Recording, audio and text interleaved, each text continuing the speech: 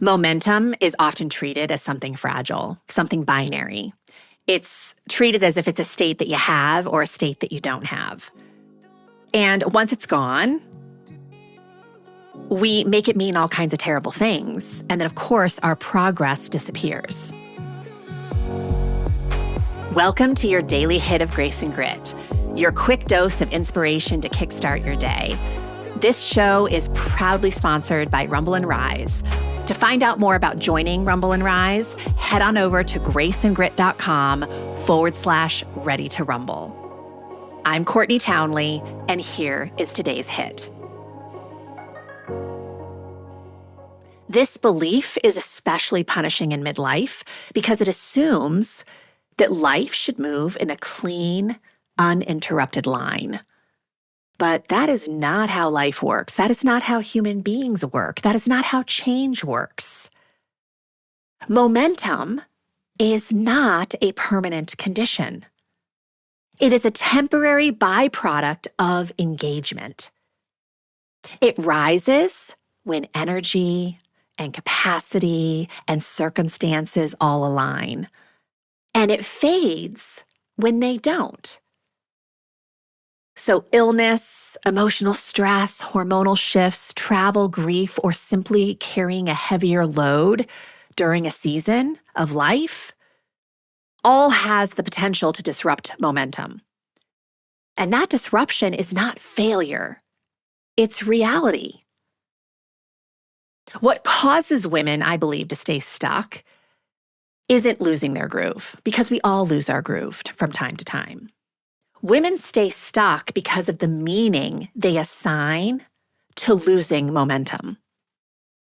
So when a pause is interpreted as regression or weakness, shame enters the picture. And we all know what shame does. It shuts down re-engagement. Behavioral research shows that long-term consistency is built through re-entry.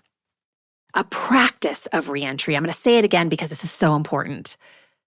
Consistency is built through a practice of re-entry, not uninterrupted streaks. So people who maintain habits over decades are not those who never lose momentum, who never fall off, who never get misaligned.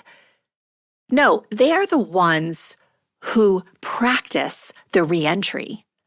They are the ones who return without the weight of self-punishment. They have normalized resuming. They have normalized the re-entry.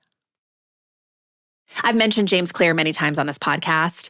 His book, Atomic Habits, in that book, he talks about his 2-day rule. Never miss twice, he says. The idea he promotes is not perfection, it's damage control. 1 day missed is life, but he argues that 2 is the beginning of a pattern. But I think even that framing can feel awfully rigid in midlife. Because so often 2 days can easily become 2 weeks when real life intervenes. That happens. What matters more than the rule is the underlying principle. Your identity is not defined by the streak.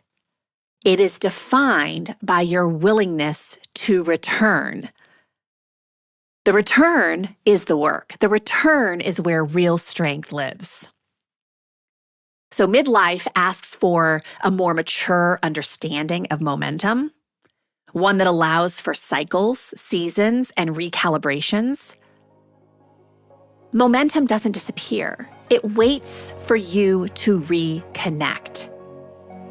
Without drama, without judgment, without needing to make up for lost time. You simply need to reconnect. If this stirred something inside of you, imagine what a whole book of clarity and courage could ignite. The Consistency Code, a Midlife Woman's Guide to Deep Health and Happiness, goes even deeper into the mindset and practices that create real, meaningful change at midlife. Grab your copy today over at theconsistencycode.com and keep the momentum alive.